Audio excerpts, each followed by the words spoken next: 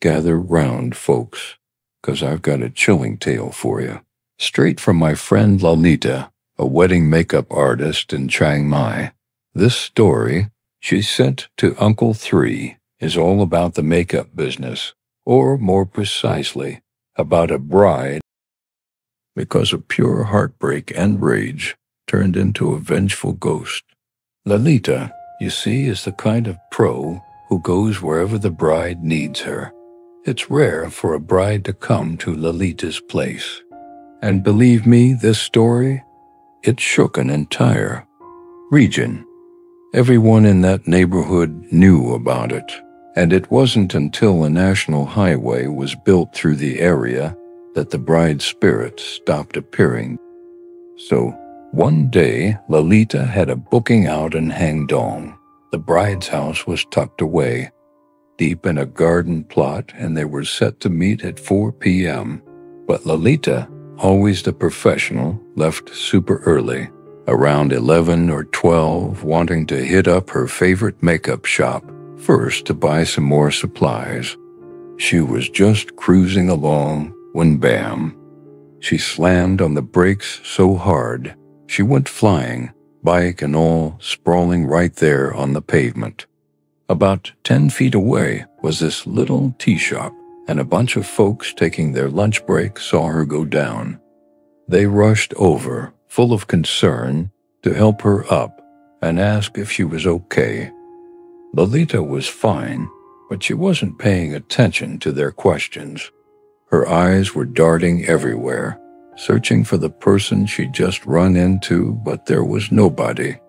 When the tea shop folks asked what happened, Lalita explained that she was just driving when suddenly a woman in a wedding dress, who seemed to appear out of nowhere, ran right into the front of her bike.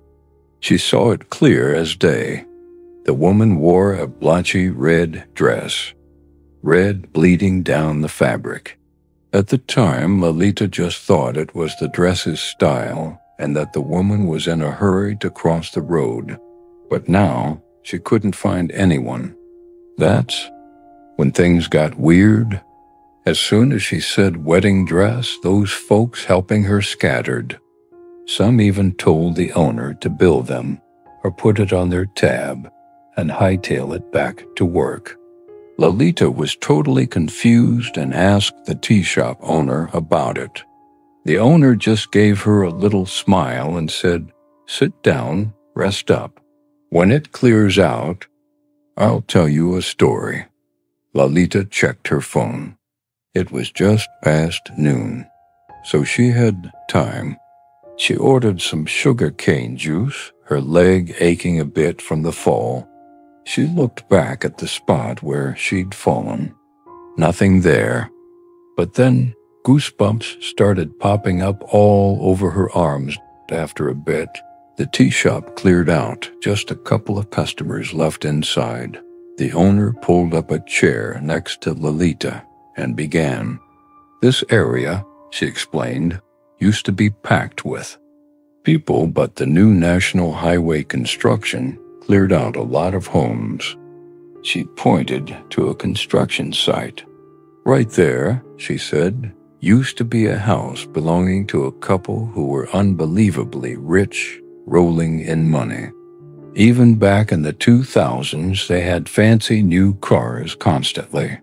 They had one daughter, their only child, who was beautiful, kind, and joyful.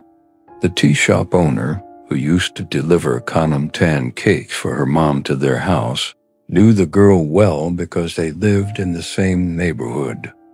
The father, he was a notorious construction contractor of that time. Now here's where the nightmare began. The father promised his daughter's hand in marriage to the son of a business partner. It was a forced marriage because the girl didn't want it. She already had a boyfriend. He was a fellow student, and his family wasn't poor either. They were quite well off, but they couldn't compare to the family of her promised future husband.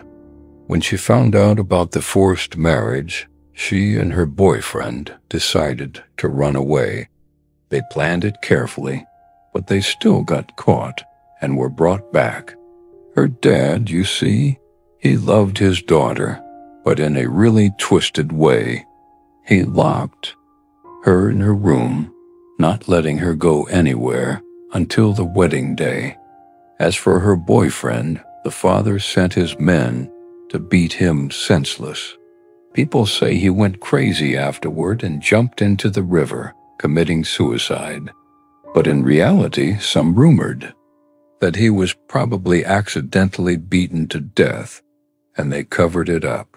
His poor mom ended up sick and had to be rushed to the emergency room from the shock. One day, the daughter's best friend came to visit and told her what had happened. You can imagine how she felt, heartbroken, helpless.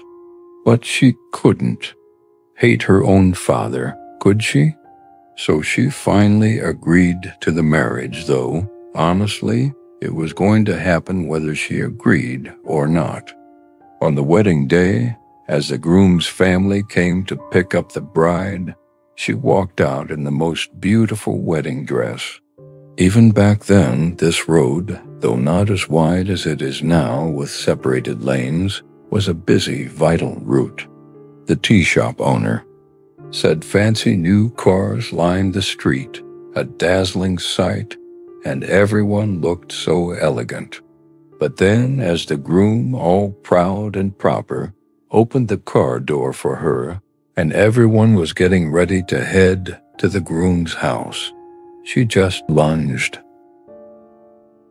She timed it perfectly, right as a big truck was coming, throwing herself directly in front of it. No one saw it coming. No one thought she'd do that. The truck hit her, and she was gone instantly. Blood soaked her beautiful wedding dress. Kids screamed and ran. Adults turned pale. Her mom collapsed on the spot, their only daughter gone. The father stomped his feet, yelling at the sky, but it was too late. There was nothing he could do from that day on. After the accident, the construction contractor and his wife fought nonstop. At first, it was just arguments, but gradually, he started staying away from home more and more. Servants came and went like crazy. Even the old nanny, who'd been with them for years, finally quit. When she left and people in the neighborhood asked why, she'd just say the young mistress was very spiritual, meaning she was haunting the house, making it impossible to live there peacefully. Every night, there'd be sounds of banging and screaming from upstairs, but when they ran up, there was nothing. This happened many times, but then there was this new maid. She'd only been there a few days when she ran down from upstairs, tripping on the stairs and breaking her leg.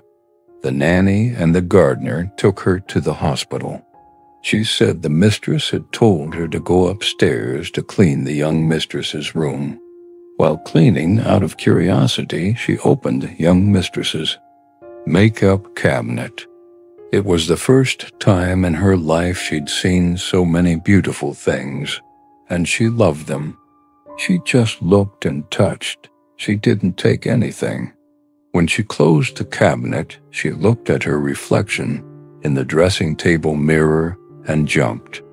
She saw someone standing right behind her, but when she turned around, there was nobody there. She said goosebumps erupted all over her body. She quickly gathered her things to leave, but the door was locked, as if from the outside. She tried twisting the doorknob with all her strength, but it wouldn't budge. Then she heard it. A faint giggle at first, he. Then it grew louder, echoing in the room. Ha ha ha. It was terrifying because it was in the middle of the day. The room was a bit dark because the curtains weren't drawn. There was no air conditioning on, but it was incredibly cold. She was shaking uncontrollably, pounding on the door, hoping someone would hear and save her. She pounded for a full 5 minutes, but no one came. The house only had 3 floors. It wasn't that big. During that time, stuff in the room started crashing down like someone was sweeping everything off the shelves. Finally, with nowhere else to turn, she dropped to her knees and begged, pleaded for mercy. After a moment, the room door opened. She scrambled out, but tripped and fell because she was flustered. Luckily, she was near the bottom of the stairs. If she had fallen from higher up, she might not have survived. After she got out of the hospital, she quit immediately. The gardener quit too. He confessed he'd seen the young mistress many times, but was too scared to say anything, fearing he'd get scolded. He said sometimes in the evening, he'd be watering plants and glance over to see her sitting, tucked between 2 large flower pots. Her face normal, no blood. Other times, late at night, while tending the fruit trees, he'd see her shadow moving on the 3rd floor or even on the rooftop. The old nanny tried to convince him to stay, but he just said he was terrified of accidentally offending her one day and ending up like the maid. The lady of the house was helpless. She couldn't keep anyone, so she just tried to hire new people. Eventually, it was the old nanny's turn to quit. People in the neighborhood asked why. She said she didn't understand why, but the young mistress kept calling her late at night. She'd hear knocking on her door at midnight, or even 3 a.m., and a mournful voice crying, "Nanny, I'm hungry." It sounded so pathetic, yet so terrifying. She'd offered food and incense for the young mistress, but it never stopped. One night, in the middle of the night, she went to the bathroom and saw the young mistress in her wedding dress, huddled in a corner of the house, head bowed. It scared the life out of her. She told the neighbors, "I'm old. If I keep seeing things like that, I'll die of a heart attack. My life is more important than loyalty. They're rich. They don't worry about money, but I'm poor. If something happens to me, I'm done for." And it wasn't just the house she haunted. In the area near her home, incidents happened frequently on the road. It wasn't unusual for sensitive or weak-willed people to encounter her, especially truck drivers who passed by that stretch of road at night would constantly get into accidents. They'd slam on their brakes suddenly or lose control, crashing into poles or houses. People living in those roadside homes were terrified, never knowing when a truck might crash into their place. When asked why they crashed, the drivers all told the same story. They'd be driving along at night when suddenly a girl in a wedding dress would appear on the side of the road, her head bowed. In the middle of the night, anyone would be curious, right? Who wouldn't wonder why she was there? So they'd slow down to get a look, maybe ask if she needed help. Then, bam, this girl would suddenly lift her head, her face covered in blood, and lunge at the truck. The drivers would swerve in a panic, lose control, and crash into the nearby houses. A few years after the bride died, her parents sold the house and the land. New owners moved in, and they seemed to be living happily and prosperously. They even went around introducing themselves to the neighbors. It was pitiful. None of the neighbors dared tell them the truth. Back then, when the haunting was at its worst, people didn't even dare mention her name, let alone tell her story. The folks who bought the land from the parents lived there for about 6 months and probably thought the ghost had settled down. But no. Not long after, that house had a "for sale" sign slapped on it, urgently.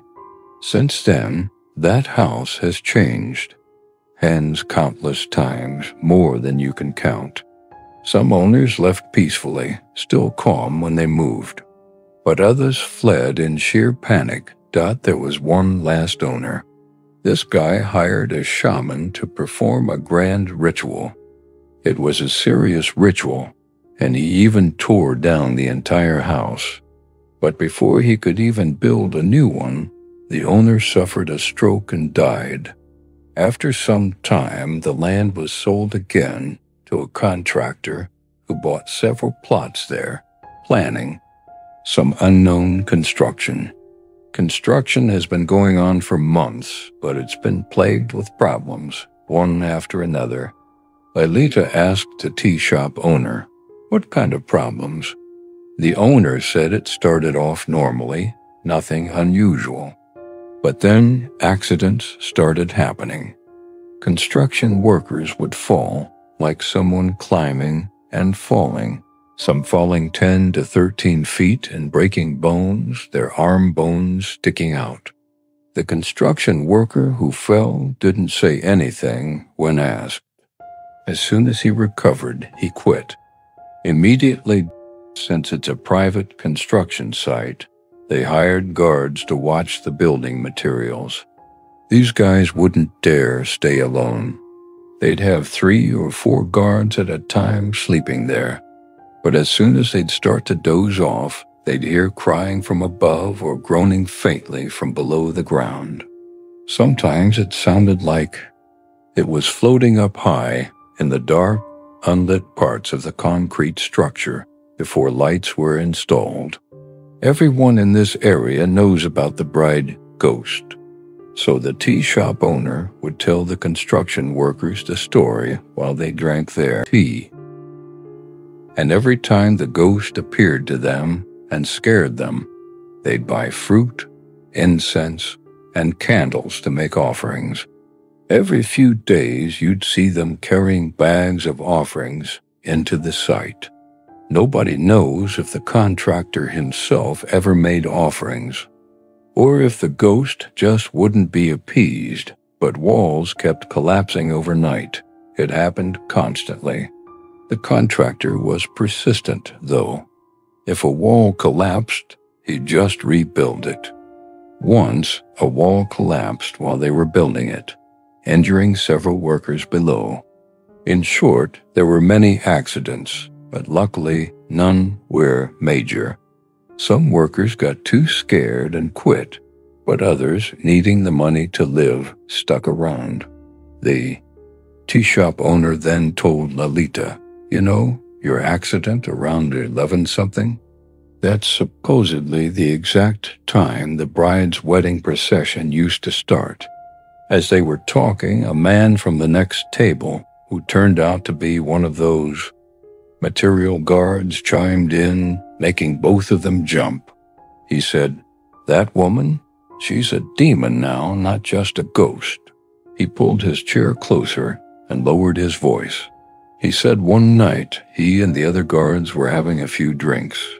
Late at night, he had to pee, and all the other guys were snoring away, so he went alone.